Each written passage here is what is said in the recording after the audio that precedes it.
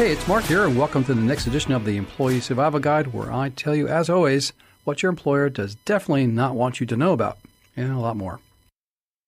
All right, strap in everyone, because today we are diving deep into a legal case that's causing quite a stir. Yeah, it's a fascinating one. Oh, it really is. It's got everything: a former NFL player, a powerful CEO in the world of digital real estate. And accusations that could really change how we view workplace dynamics in this whole metaverse age we're in. Exactly. And the timing couldn't be more interesting. Oh, right.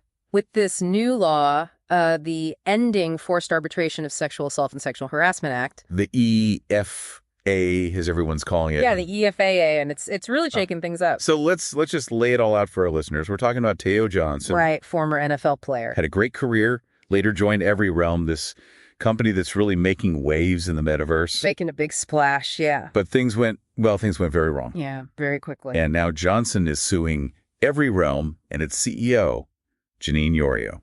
Pretty high stakes. High stakes indeed.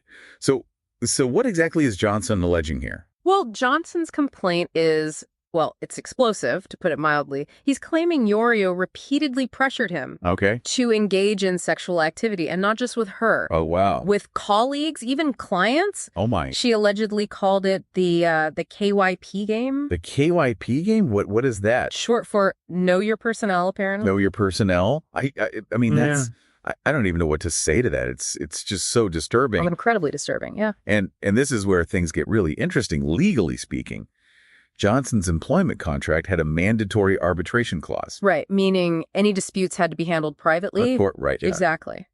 But, and here's the kicker, the EFAA throws a huge wrench into that. Right. So how does that work exactly? So the EFAA is designed to give people alleging sexual harassment or assault a choice. They can opt out of those pre-dispute arbitration agreements. Oh, I see. And take their case to court. So in this case, the court had to figure out if Johnson's claims were, well, strong enough to activate the EFAA. So they're essentially deciding whether to rip up that arbitration agreement. Is that what you're saying? Yeah, pretty much. And what did they decide? Did they just, toss the arbitration for just the sexual harassment claims? Or was it broader than that? Much broader. The court said, nope, the EFAA invalidates the entire arbitration agreement. The whole thing? The whole thing, not just the parts about the sexual harassment. Wow.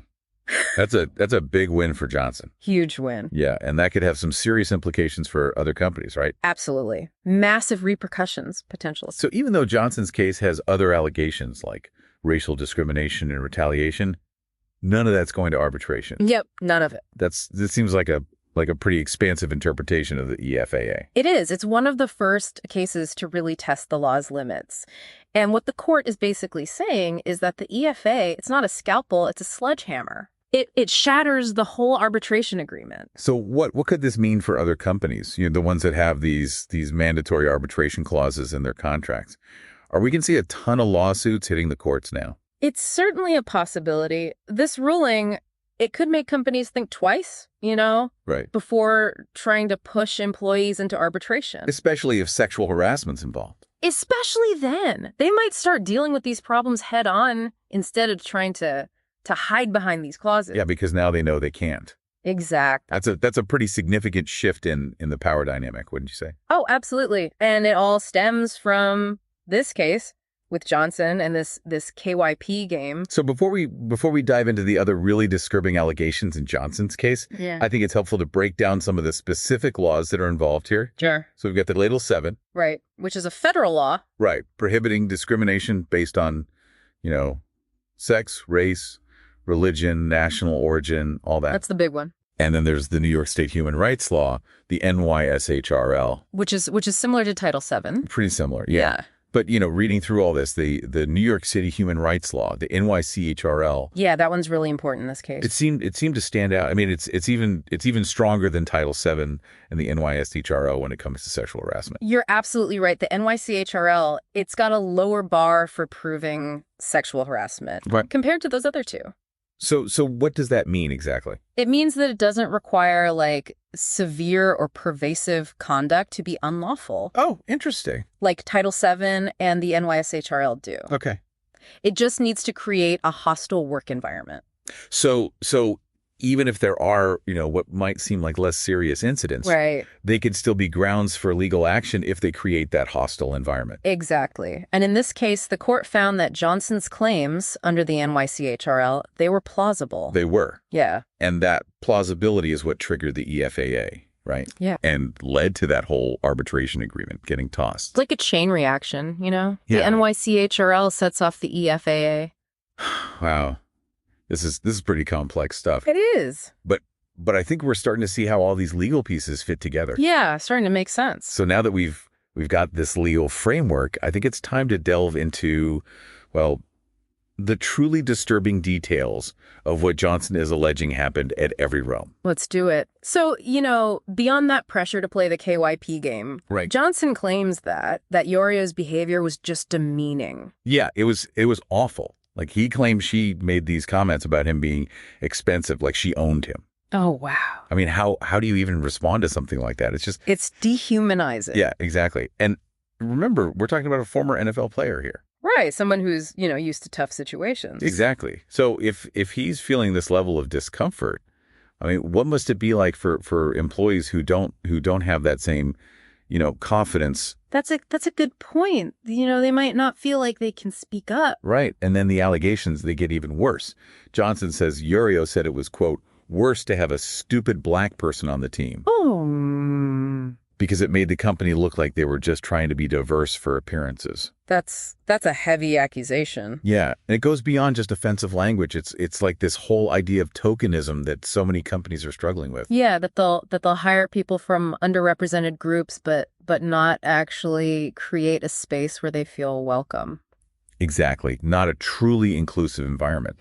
And if what Johnson's saying is true, yeah, it seems like EveryRealm might be a perfect example of that. A crime example. Yeah. He also says there was this crypto gambling scheme going on. Yeah, I read about that. At the company, and that when he raised concerns about whether it was even legal, he was retaliated against. Right. He thought this scheme where people could buy NFTs of soccer players and then bet on their performance might be illegal. And he says that after he voiced his concerns, Yorio and another executive, Schwartz, Right. started making his job harder, and eventually pushed him out.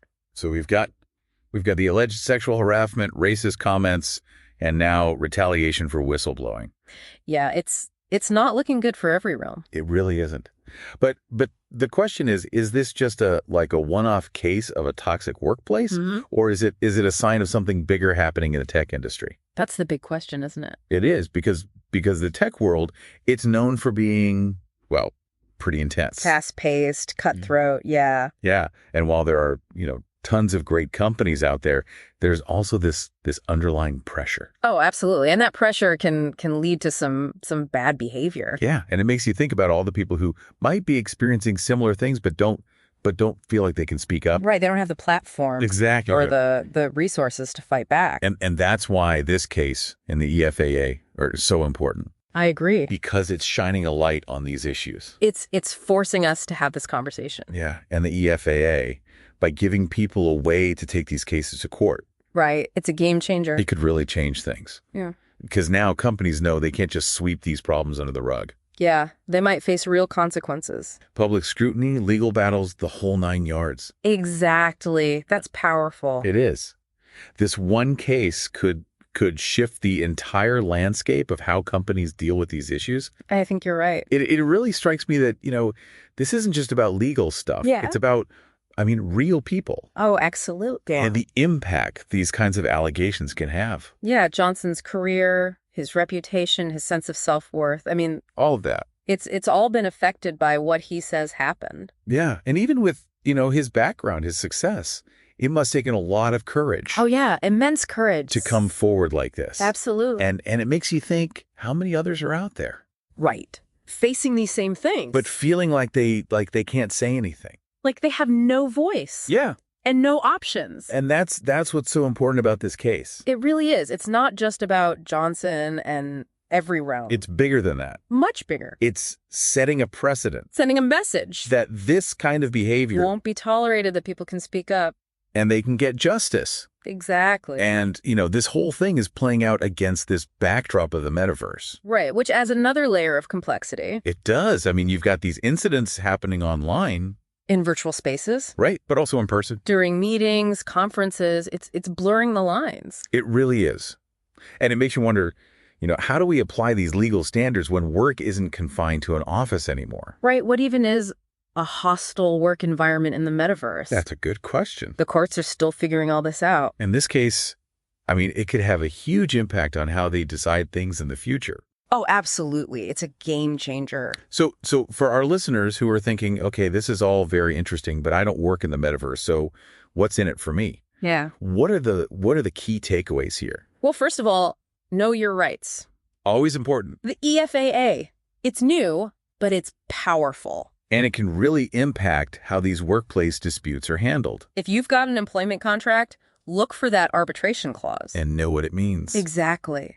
And if you experience harassment or discrimination, know your options. Yeah, and to that point, documentation is key. Oh, absolutely crucial. If you're ever in a situation where you feel uncomfortable, harassed, keep track of everything. Dates, times, specific incidents. Witnesses, emails, any communication you have with HR. All of it. That documentation can be so important. If you need to take legal action, it's invaluable. And remember, you are not alone. There's help out there. There are organizations, legal professionals who can help you through this. Don't be afraid to reach out. This deep dive into Teyo Johnson's case has been, it's been really eye-opening. It has. It's a reminder that even with all this technology, all these new ways of working, the basics still matter. Respect, fairness, accountability. Those are still the foundation. They're crucial.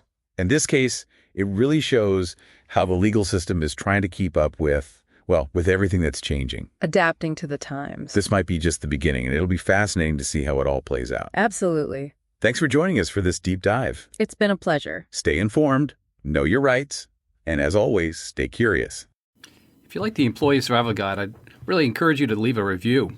We try really hard to produce information to you that's informative, that's timely, that you can actually use and solve problems on your own and at your employment.